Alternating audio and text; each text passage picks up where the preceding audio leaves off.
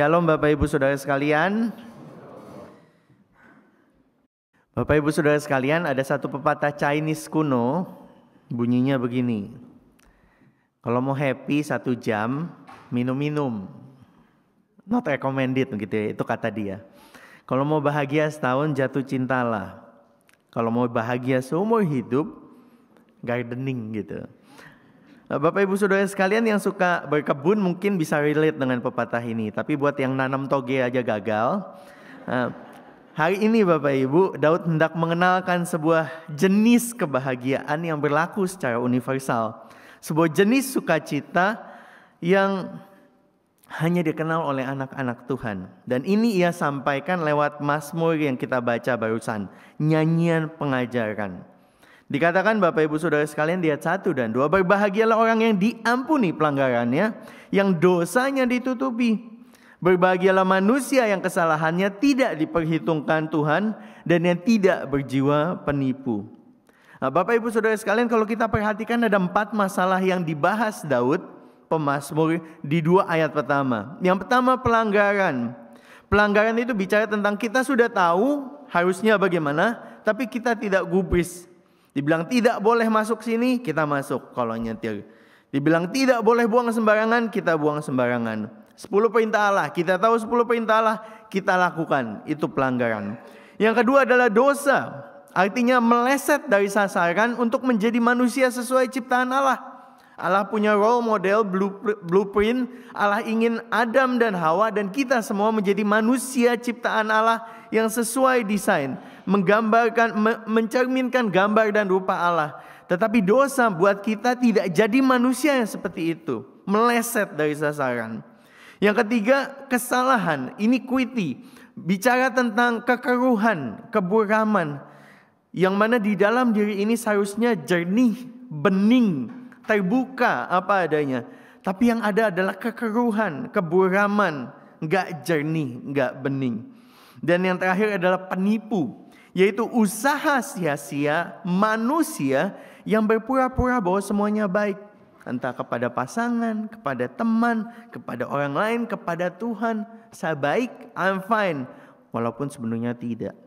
Nah, di bagian lain Bapak Ibu Saudara sekalian, kita familiar dengan ayat seperti Mazmur 103 yang bilang, Tuhan lempar dosa kita dari timur ke barat, atau dibuang hingga ke tubir-tubir laut. Mika 7 ayat 19, dalam sekali.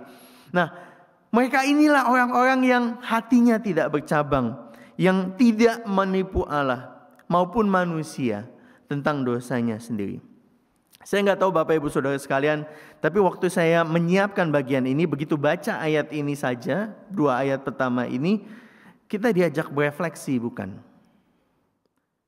Bapak Ibu Saudara sekalian yang mengaku percaya, kita diajak melihat, merenung. Kapan terakhir kalinya kita bersuka cita karena pengampunan Allah? Saya ulang, kapan terakhir kalinya kita bersuka cita karena Tuhan mengampuni kita? Atau kalau pertanyaan itu tampak asing, pertanyaan yang mungkin lebih dekat adalah, apakah Bapak Ibu tahu kebahagiaan yang dihasilkan dari pengampunan Allah? Apakah kita kenal bahagia yang pemazmur tulis? Bapak Ibu Saudara sekalian, di sekeliling kita ada banyak orang yang tidak kenal Allah, tapi hidupnya kelihatan bahagia, sejahtera. Ada yang terang-terangan hidup bertentangan dengan nilai-nilai Alkitab, berasa fine. Bahkan ada yang pergi ke gereja tiap minggu, tapi asing sama sekali tentang yang namanya pengampunan Allah. Dia sering dengar pengampunan, tapi tidak ada apresiasi atas anugerah pengampunan itu, karena mungkin memang gak pernah diampuni Allah. Kok bisa ke gereja tapi gak diampuni Allah? Kita lihat ayat berikutnya Bapak Ibu. Dikatakan di sini, selama aku berdiam diri, tulang-tulangku menjadi lesu karena aku mengeluh sepanjang hari. Sebab siang malam tanganmu menekan aku dengan berat. Sumsumku menjadi kering seperti oleh teriknya musim panas. Di sini Daud mengakui bahwa dia pernah mencoba menutupi dosanya. Dia pernah mencoba berdiam diri dan menolak untuk mengakui pelanggaran yang dibuatnya. Tapi sikap ini bukannya bikin semua oke, menutup-nutupi, bukan bikin semuanya baik, tapi justru merongrong mental dan fisiknya. Merusak relasinya dengan Allah dan menjauhkannya dari berkat surgawi. Saya yakin kita semua pernah mencoba menutupi pelanggaran demi bikin situasi tampak baik. Kita bohong sama pasangan kita, sama keluarga kita, teman dekat kita, atasan kita. Dan kita tentu tahu betapa melelahkannya kondisi pura-pura itu. Menderita sungguh Bapak Ibu Saudara sekalian, dosa itu menggerogoti dari dalam. Secara jasmani, secara rohani, sehingga energi kita habis, kita lesu. Yang keluar adalah keluhan demi keluhan. Sepanjang hari ganjel, sesek, empat, berat, habis tenaga seperti dijemur musim panas Sydney. Karena tangan Tuhan menekan dengan sungguh lewat hati nurani kita yang menuduh. Kita bisa pura-pura di luar, kita bisa menjadi penipu. Mencerminkan sesuatu yang sebenarnya tidak ada di dalam, tetapi hati nurani kita menuduh terus-menerus. Nah, Bapak Ibu Saudara sekalian, kalau saat ini engkau sedang merasakan hal-hal itu, bersyukur karena Tuhan sedang menyapamu lewat firman Tuhan. Karena Tuhan masih memberikan kepekaan dalam hati nuranimu. Dan meskipun sangat tidak nyaman, kelesuan itu, kesesakan itu adalah cara Tuhan mengingatkan bahwa engkau membutuhkan kelepasan. Dan kelepasan itu tidak didapat selain daripada Tuhan yang mampu memberikan pengampunan. Sebenarnya agak menyedihkan kalau dipikir bagaimana natur kita yang sudah rusak oleh dosa menyerongkan kita dengan menyembunyikan dosa itu, dosa yang kita buat dari Dia yang kemuliaannya kita hina. Padahal gak ada yang bisa disembunyikan dari Allah, bukan? Dan Ia sendiri pun sudah menawarkan pengampunan. Adam dan Hawa adalah contoh nyata bagaimana mereka menyemat pohon ara, menutupi diri, bersembunyi ketika makan buah yang dilarang Tuhan. Dengan demikian Bapak Ibu Saudara sekalian, kok bisa ada orang yang datang ke gereja tapi tidak diampuni? Mungkin karena seseorang yang datang ke gereja itu, ia tidak menyadari betapa seriusnya dosanya. Dan betapa dalam kasih Allah. Ia tidak pernah terusik akan pelanggaran dan penipuan yang dibuatnya sendiri. Hati nuraninya mati. Tipu sana, tipu sini, seolah-olah semuanya oke. Meski dirinya tahu itu hanya topeng kepura-puraan. Hidupnya diisi dengan bersembunyi dari Allah dan bersembunyi dari sesama. Karena entah dia merasa dosanya tidak seberapa, atau dosanya begitu buruk hingga tidak ada yang akan menerimanya kalau tahu yang sesungguhnya. Ia hidup dalam bayang-bayang persembunyian. Dan ini yang Daud tulis. Aku mencoba berdiam diri. Tapi semua pengalaman itu justru menyesakkan, menyiksa jiwanya. Tapi kemudian di ayat 5 dikatakan, dosaku kuberitahukan kepadamu, dan kesalahanku tidaklah kusembunyikan. Aku berkata, aku akan mengaku kepada Tuhan pelanggaran-pelanggaranku, dan Engkau mengampuni kesalahanku karena dosaku. Perhatikan tiga kata yang disebut di ayat 1 dan 2 disebut kembali di sini. Kalau sebelumnya dia melakukan hal itu dan menyembunyikannya, kini dia menceritakannya, mengungkapkannya, mengakui dengan kerendahan hati di hadapan Tuhan. Maka Allah akan menggilas habis? Bukan. Maka Daud dapat menikmati nikmatnya pengampunan Allah ketika dia apa adanya di hadapan Allah. Bapak Ibu Saudara sekalian, siapa yang berbahagia di dunia ini? Kita bahagia ketika pulang Indo bisa makan makanan favorit. Ketika jalan panjang udah kebelet bukan mati, ada toilet, bahagia juga. Ketika lagi diskon ada barang yang kita udah sekian lama hunting gitu, akhirnya keluar diskon, double happiness gitu ya, dapat barang sama dapat diskon. Bersyukur itu, bahagia itu simple. Banyak hal yang bisa bikin kita bahagia. Nggak mesti muluk-muluk bisa naik ke bulan sama Jeff Bezos misalnya ya. Kebahagiaan tentang traveling, makanan enak, kelegaan dari masalah hidup, dapat diskon, semuanya itu menyenangkan. Dan kita pun menikmatinya karena semua pemberian yang baik datang dari Allah, Bapa sumber segala terang. Tapi kalau hal-hal yang sementara saja Bapak Ibu, hal-hal yang fana saja bisa begitu membahagiakan, bisa begitu menyenangkan, apalagi kebahagiaan yang hanya dapat diterima dari Allah. Kalau ada satu jenis kebahagiaan yang begitu unik dan hanya dapat diperoleh lewat pengampunan Allah, kemungkinan besar mereka yang gak kenal Tuhan, yang di luar atau di dalam gereja juga akan asing dengan kebahagiaan ini. Tapi semoga tidak demikian dengan setiap jemaat IPC. Kenapa? Karena kita tahu pengampunan di dalam kekristenan bukan tentang menghapus hutang kita yang banyak jadi nol, tapi dari minus jadi plus. Ada begitu banyak berkat Tuhan ketika kita mengaku dosa kita. Dan hanya mereka yang dosanya diampuni yang bisa benar-benar bahagia. Saya ulang, hanya yang mengaku dosanya dengan tulus, menyadari keseriusan dosanya dan betapa besar anugerah Allah. Hanya orang-orang seperti ini yang benar-benar bahagia. Itu bagian pertama Bapak Ibu Saudara sekalian.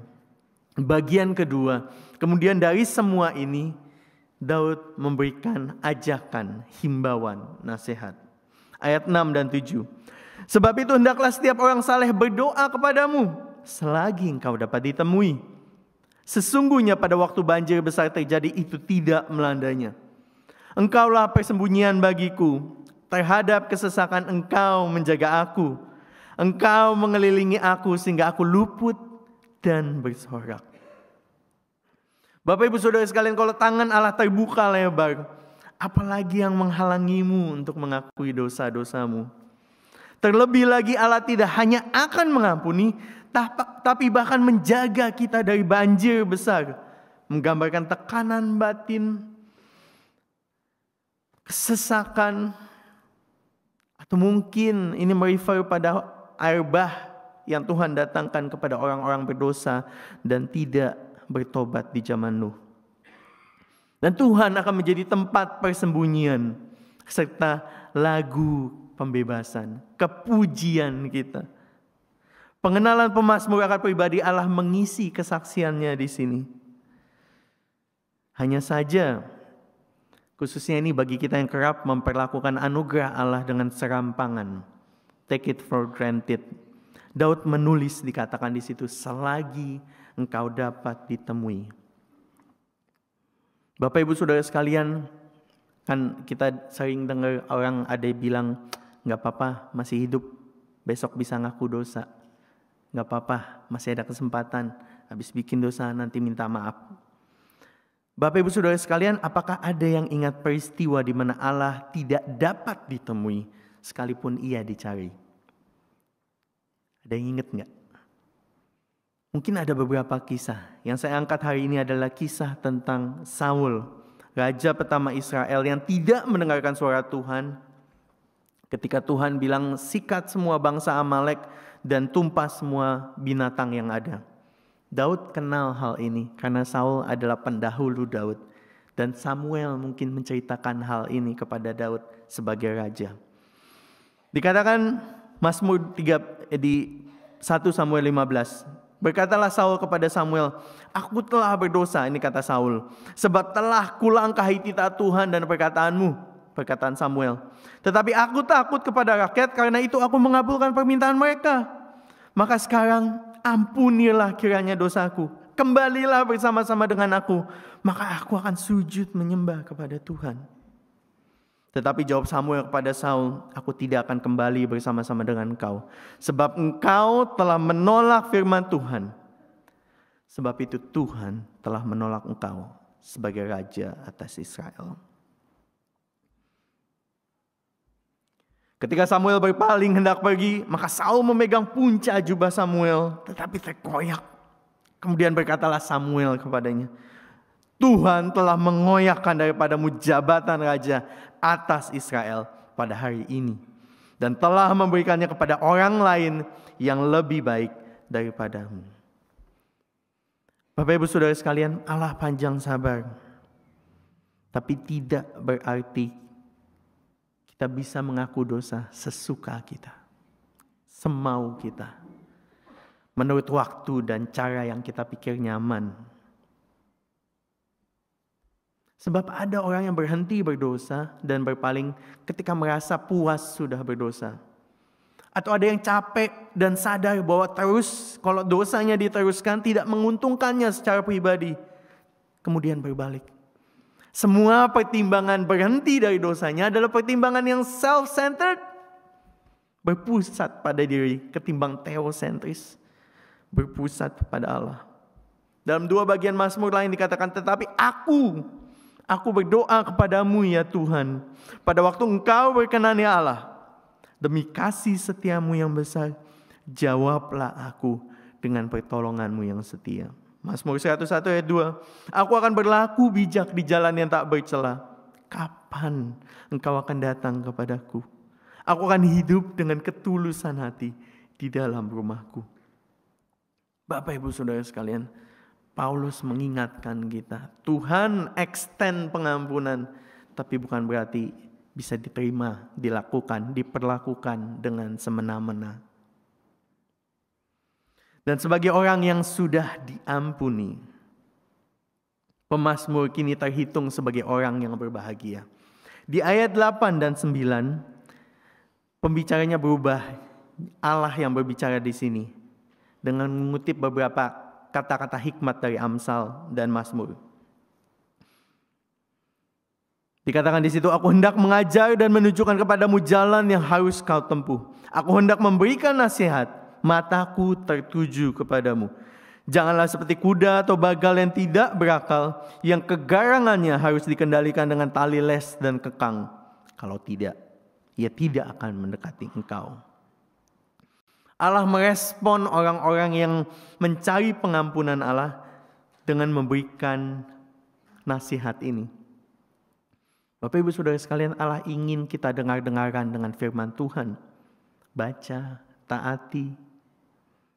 Ia ingin kita dengan sukarela jalan di jalannya.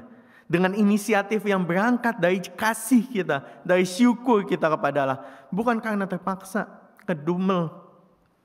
Apalagi karena dipaksa, seperti kuda, seperti bagal. Sungguh Bapak Ibu Saudara sekalian, we can't go wrong with listening to God's voice. Di masa yang serba tidak pasti, ketika kita ada di persimpangan jalan, mau belok kiri atau kanan, maju atau mundur, yang mau investasi, konsultasi dengan ekonom. Yang sakit, konsultasi dengan dokter. Yang mentalnya tertekan, pergi konseling. Di jalan hidup yang lebar sempit ini gak ada pilihan yang lebih bijaksana, pengertian yang lebih berakal, keputusan yang lebih baik daripada hidup dalam pimpinan Roh Kudus. Dan Tuhan kasih di sini. Aku mau kasih nasihat, aku mau pimpin engkau. Apakah itu berarti kita tidak akan rugi ikut Tuhan, tidak bakal sakit, tidak bakal gagal, tidak bakal mentok? Gak bakal kesepian, gak bakal stres, gak bakal berduka, gak bakal putus asa. Tuhan tidak jamin itu. Tuhan Yesus saja mengalami penderitaan yang begitu rupa karena mengerjakan rencana keselamatan dari Bapa. Apalagi kita. Kita bisa mengalami segala yang buruk di bumi karena mengikut Tuhan. Karena iman Kristen tidak membuat kita kebal akan kesulitan. Tapi ada yang beda dari kita yang percaya dengan orang fasik yang menolak Tuhan. Macam bagal, macam kuda. Banyak kesakitan diderita orang fasik, tetapi orang percaya kepada Tuhan dikelilinginya dengan kasih setia. Perhatikan Bapak Ibu, ayat ini gak bilang banyak kesakitan diderita orang fasik, tapi orang percaya sehat terus, bahagia terus, kaya terus, makmur terus. Ayat ini bilang banyak kesakitan diderita orang fasik, tapi itu sudah porsi mereka. Mereka punyanya itu doang, sakit, titik. Tetapi orang yang percaya kepada Tuhan, apapun kondisinya, dalam mengikut Tuhan, akan dikelilingi dengan kasih setia. Hesed bahasa Ibraninya, kasih setia. Sulit diterjemahkan secara tepat karena di dalamnya mengandung kasih, tapi juga ada kemurahan, tapi juga ada komitmen Tuhan yang tidak berkesudahan. Kata ini penting Bapak Ibu, dan saya mau kasih tunjuk satu video.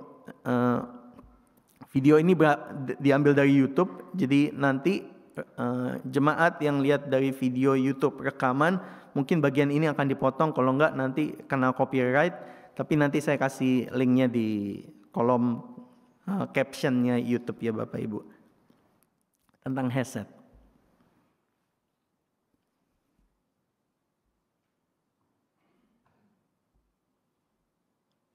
Bisa di play gak?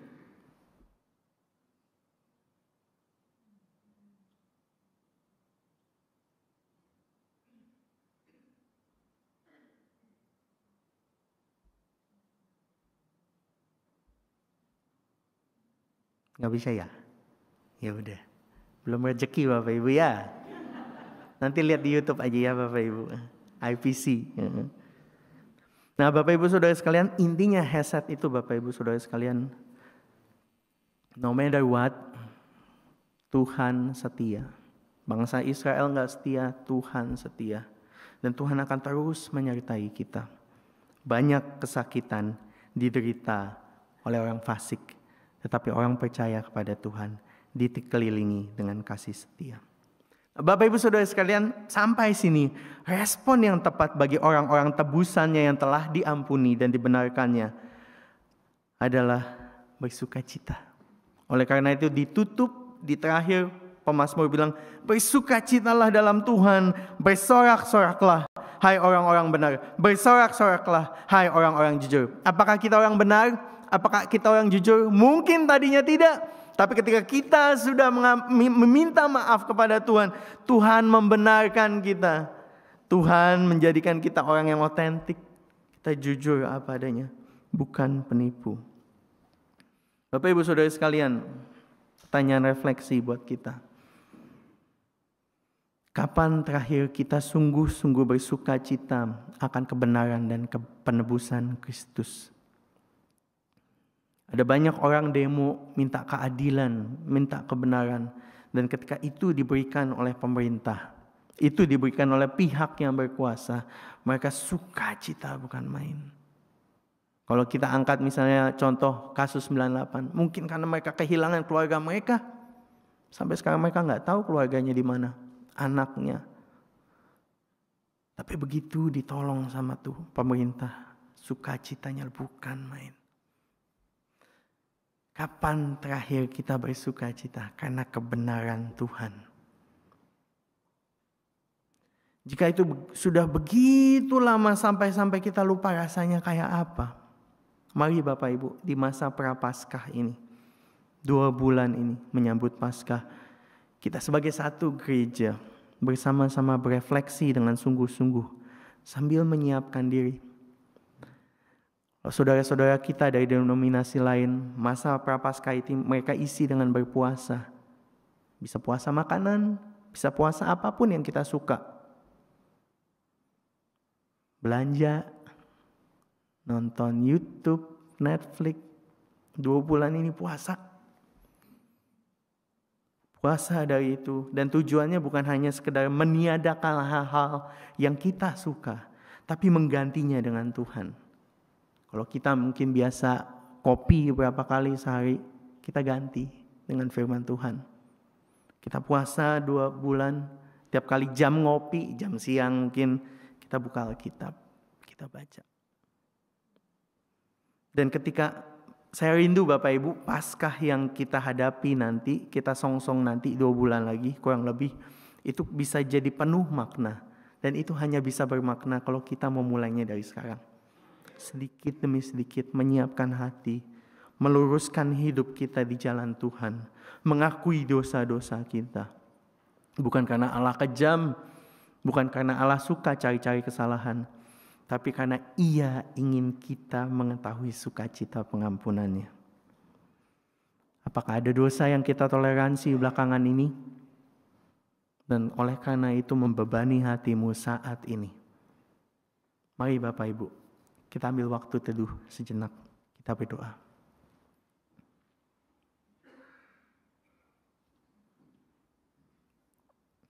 Bapak Ibu Saudara sekalian, saya kasih waktu Bapak Ibu 1-2 menit untuk mengaku dosa di hadapan Tuhan. Dosa yang engkau sembunyikan dari sesama, dosa yang belum engkau akui, mungkin engkau anggap itu sepele. 1-2 menit dan nanti akan saya tutup.